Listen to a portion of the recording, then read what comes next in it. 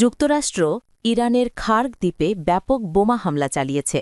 President Donald Trump নিজে ঘোষণা করেছেন এটি মধ্যপ্রাচ্যের ইতিহাসে সবচেয়ে শক্তিশালী বোমা হামলাগুলোর একটি।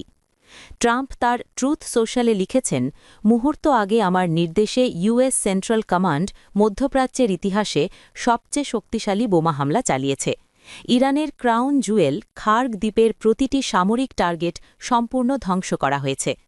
খার্গ দ্বীপ পারস্য উপসাগরে ইরানের উপকূল থেকে মাত্র ২৪ কিলোমিটার দূরে একটি ছোট দ্বীপ, কিন্তু এটি ইরানের তেল রপ্তানির প্রাণকেন্দ্র। এখান থেকে ইরানের প্রায় ৯০% ক্রুড অয়েল বিশ্ববাজারে যায়, দৈনিক ১.৩ থেকে ১.৬ মিলিয়ন ব্যারেল। বিশ্বের মোট তেল সরবরাহের প্রায় ২% এই দ্বীপের ওপর নির্ভরশীল। ট্রাম্প স্পষ্ট হুঁশিয়ারি দিয়েছেন, ইরান যদি হরমুজ প্রণালীতে জাহাজ চলাচল বাধা দেয় তাহলে খার্গ দ্বীপের তেল অবকাঠামো আক্রান্ত হবে। এর আগে যুক্তরাষ্ট্র ও ইসরায়েল যৌথভাবে ইরানের পারমাণবিক স্থাপনা, নৌবাহিনী ও ক্ষেপণাস্ত্র ঘাঁটিতে হাজার হাজার হামলা চালিয়েছে। ইরানের পক্ষ থেকে দাবি, তেল সুবিধায় কোনো ক্ষতি হয়নি, কিন্তু তারা কঠোর হুঁশিয়ারি দিয়েছে, খার্গে তেল অবকাঠামোয় হামলা হলে সৌদি আরব, সংযুক্ত আরব আমিরাত, বাহরাইন সহ মার্কিন সহযোগী দেশের তেল স্থাপনা ছাইয়ে পরিণত করা হবে।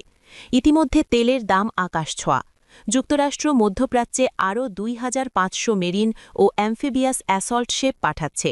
ইরান হরমুজ প্রণালীতে জাহাজ আটকাচ্ছে, যা বিশ্ব অর্থনীতিতে বড় ধাক্কা দিতে পারে। এই যুদ্ধ কতদূর গড়াবে? পরবর্তী কয়েকদিন খুবই গুরুত্বপূর্ণ। আমরা পরিস্থিতি নজর রাখছি। আরও আপডেটের জন্য আমাদের সঙ্গে থাকুন। ধন্যবাদ।